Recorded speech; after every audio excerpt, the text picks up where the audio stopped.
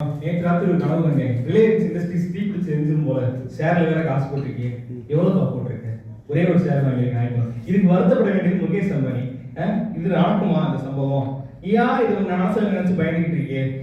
இன்னொரு நண்பர் இருக்காரு, அவர் வேற லெவல். எப்படின்னா, காலையில ஒரு ஆர்த்தோ டாக்டர் அப்பாயின்மெண்ட் வாங்கியிருப்பாரு, மத்தியானம் ஒரு இஎன்டி ஸ்பெஷலிஸ்ட் அப்பாயின்மெண்ட் வாங்கியிருப்பாரு, சாயந்தரம் ஒரு டென்டல் ஸ்பெஷலிஸ்ட் அப்பாயின்மெண்ட் வாங்கியிருப்பாரு.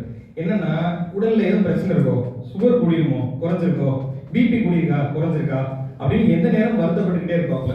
இதுக்கு டெக்னிக்கலி என் நேம் என்ன சொல்லுவோம்னா ஹைப்போகாண்ட்ரியா அப்படின்னு சொல்லுவோம். என்னன்னா, இந்த வியாதி நமக்கு இருக்கா அப்படின்னு பயப்படுறது. இது அவருக்கு மட்டுமானா எல்லாருக்குமே இருக்கும். ஹே சாட் ஜிபிடி, எனக்கு லைட்டா தலைவலிக்குது அப்படின்னு நீங்க போட்டு பாருங்க. அது என்னெல்லாம் சொல்லும்னா, நியூரல் கேன்சர்ல இருந்து ஆரம்பிச்சு பிரெயின் டியூமர் வரைக்கும் என்ன வேணாலும் சொல்லுவோம். நம்ம எல்லாத்தையும் நினைச்சு பயந்துகிட்டு இருக்கோம். இது அவங்களுக்கு மட்டும்தான், நமக்குமே இருக்கும். நான் சின்ன பிள்ளைல பயந்துருக்கேன். இந்த ஆல்பர்ட் பீட்டர் பாலத்துல ஏறி இறங்கும் போது பாத்தீங்கன்னு வச்சுக்கோங்க, ஆஹா 100 வருஷம் ஆன பாலம்ன்றாங்களே, நம்ம போற நேரம் இடிஞ்சு விழுந்துருமா?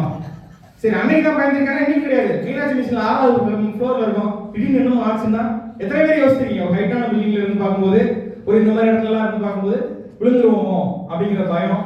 இந்த மாதிரி பயங்கள் எல்லாருக்குமே இருக்கிறது வழக்கம் தான். ஆனால் இந்த பயங்கள் எவ்வளவு சதவீதம் நடக்கிறதுக்கு வாய்ப்பு இருக்குன்னு பாத்தீங்கன்னா ரொம்ப ரொம்ப கம்மி. சோ தேவையில்லாத பாதி பயங்கள், ஒரு 90% பயங்கள் நம்மளால் நம்ம மனசுல உருவாக்கிவிட்ட பயங்கள். அதை நம்ம தவிர்த்துட்டோம்னாலே பல வேதனைகள், பல குழப்பங்கள்ல இருந்து நம்ம விடுபடலாம் அப்படின்ற மெசேஜ் சொல்லிக்கிறேன். நன்றி.